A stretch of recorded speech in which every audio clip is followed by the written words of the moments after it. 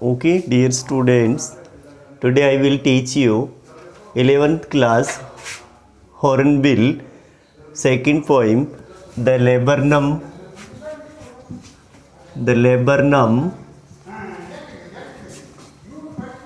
Top by Ted Hughes. Before starting this poem, I want to tell you something about the poet. कुछ बातें हम poets के बारे में बात करेंगे। टेड ह्यूज कौन थे? एक ब्रिटिश पोइट हैं ये, और इनकी शादी जो थी वो एक पोइट से हुई थी, अमेरिकन पोइट से, जिसका नाम था सिल्विया प्लेथ, जो कन्फेशनल पोइट हुई हैं, जिन्होंने मिरर लिखा है। एक पोइम, बड़ी सुंदर पोइम है मिरर, वो लिखा था। तो टेड ह्यूज ने मोस्टली जो है इसको इको वॉरियर कहा जाता है। Ted Hughes is called eco warrior, means he is the lover of the environment. तो क्यों था इसके बारे में पहले बात करूँगा मैं कि टेड ह्यूज जब जवान था तो ये अपने बड़े भाई के साथ में शूटिंग करने के लिए, हंटिंग करने के लिए, he used to go shooting and hunting. तो there in the jungle he saw that shooting and hunting and he was disgusted, निराश हो गया उसको देख करके, और वो टर्न टू द इन्वायरमेंट।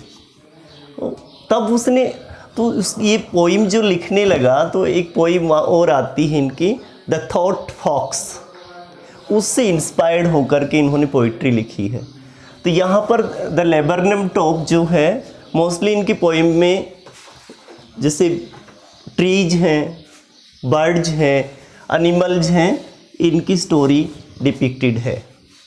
तो मैं अब आपको लाइन वाइज जो है एक्सप्लेनेशन करूँगा इसकी। तो open your books and be ready. देखेंगे एक बार, देखो क्या कह रहा है ये। The laburnum top is silent quite still in the afternoon, yellow September sunlight, a few leaves yellowing, all its seeds fallen। क्या है हिंदी, एक मिनट हिंदी बताता हूँ इसको। लेबरनम टॉप साइलेंट है, बिल्कुल चुपचाप है, और ये दोपहर की बातें हैं, सितंबर का महीना है, सनलाइट गिर रही है, कुछ पत्ते पीले हो गए हैं, बीज गिर रहे हैं। इससे तो काम नहीं चलने वाला। देखो अब क्या कहना चाहता है।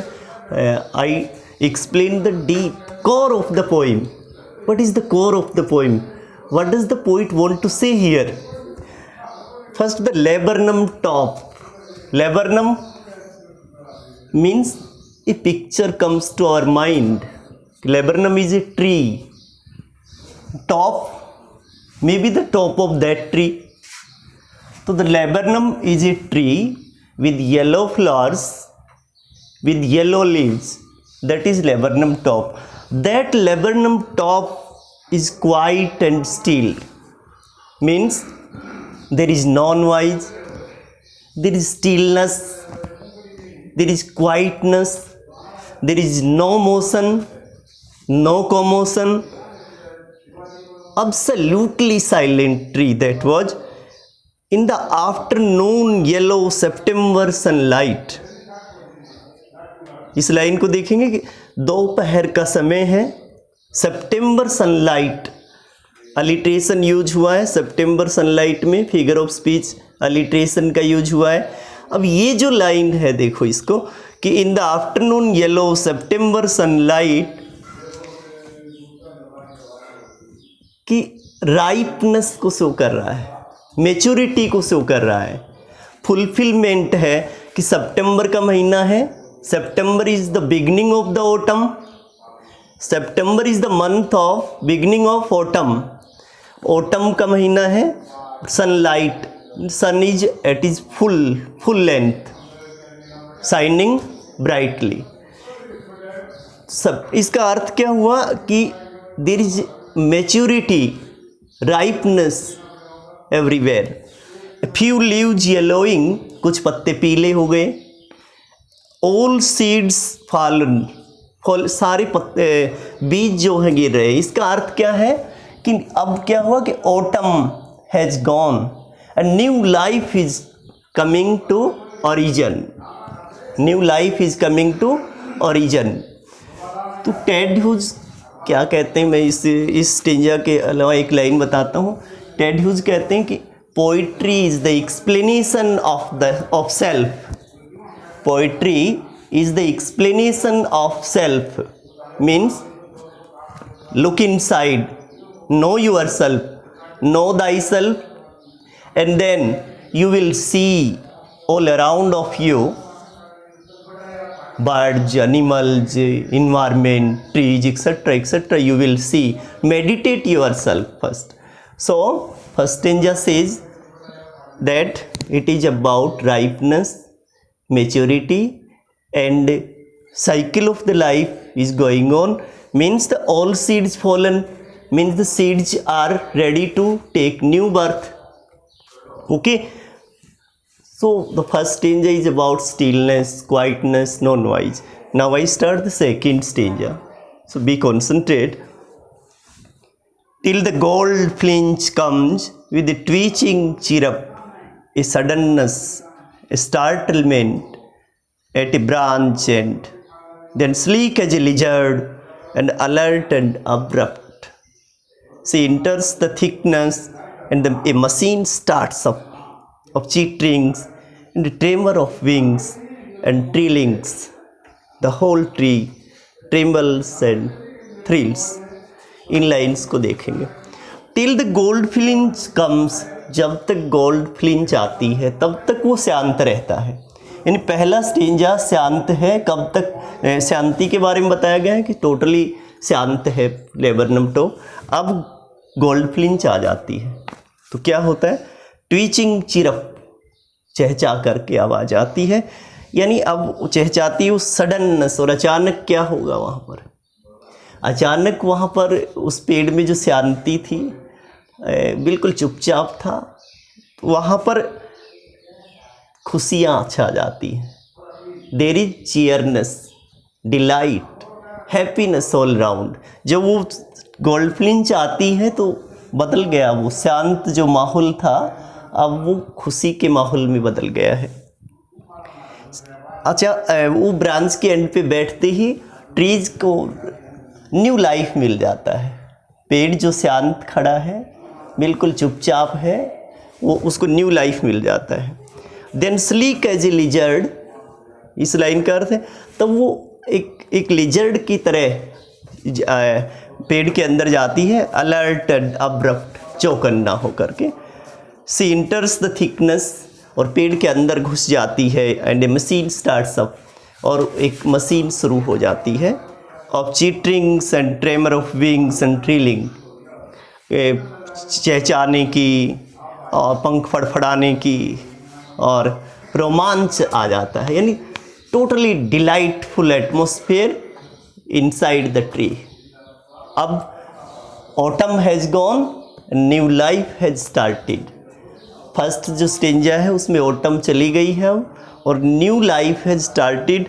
तो यहाँ क्या करें, सी इंटर्स द थिकनेस, वह उस पेड़ के अंदर जब घुसती है तो क्या होता है, मशीन स्टार्ट्स अप. तो यहाँ मशीन शुरू हो जाती है. यानी उसका जो फैमिली है, उसके जो बच्चे हैं, वो चहचाना शुरू कर देते हैं, उसको देखकर खुश हो जाते हैं, वो डिलाइट हो जाते हैं. तो यहाँ पर ये कहना चाहता है कि वो अपने पंख फड़फड़ाते हैं और बड़े खुशी से इंतज़ार था उनको. तो whole tree trembles and thrills, पूरे पेड़ में खुशी छा जाती है, रोमांच छा जाता, थ्रिलिंग हो जाता है पूरा पेड़. तो the whole tree trembles and thrills. तो यहाँ पर एक फिगर ऑफ स्पीच आया है, पर्सोनिफिकेशन. क्यों कि whole tree trembles and thrills का अर्थ क्या हुआ कि पूरा पेड़ कांपने लग जाता है, रोमांच से भर जाता है. तो पेड़ कांपता थोड़ी है. तो यहाँ पर इन एनिमेट थिंग्स को लिविंग बीइंग बना दिया. तो ये पर्सोनिफिकेशन है. Okay, now I start the last stanza. It's the engine of her family. ये पेड़ उसके परिवार का इंजन है. She stokes it full then floods out to branch end. वो बड़े प्यार से वो इस पे जाती है और फिर एक ब्रांच के एंड पे बैठ जाती है. Showing her barred face identity mask. अपना बार्ड होता है धारीदार चेहरा, वो उसकी आइडेंटिटी है, वो उसका एक पहचान है कि मैं हूँ, तो वो दिखाती है। और barred face identity mask, barred face में फिगर ऑफ स्पीच है ट्रांसफर्ड एपिथेट, ट्रांसफर्ड एपिथेट है। Then with airy delicate whistle chirp whispering, और फिर वहाँ पर उस पेड़ के अंदर फिर चहचहाट शुरू हो जाती है, फुसफुसाहट शुरू हो जाती है, सिलोंची जावे, और फिर वो चिड़िया जो गोल्डफिंच है वो उड़ जाती है, लॉन्च अवे होता है उड़ जाना, टुवार्ड्स द इन्फिनिट, आकाश की ओर, आसमान की ओर उड़ जाती है। And the laburnum subsides to empty, subsides होता है कम होना, शांत हो जाता है, खाली हो जाता है। तो यहाँ पर मैं आपको बताता हूँ कि जो द लेबरनम है, जो ट्री है, इसको सिंबलाइज किया गया है अर्थ से, अर्थ से सिंबलाइज किया गया है कि ये धरती है। ओके, और जैसे जो गोल्डफिंच है वो ह्यूमन बीइंग से सिंबलाइज किया गया है, ह्यूमन बीइंग। जैसे मानव प्राणी जो होते हैं वो प्राणी जैसे अपना सोल को छोड़ कर के इन्फिनिट की तरफ जैसे जाते हैं, हेवन में जाते हैं और इस धरती को छोड़ जाते हैं। तो ये पोइम आशा करते हैं, I hope that you have understood this poem and this is the ending of this poem. Okay, now I will explain this second poem, next poem again. Thanks. Okay, welcome for joining my class.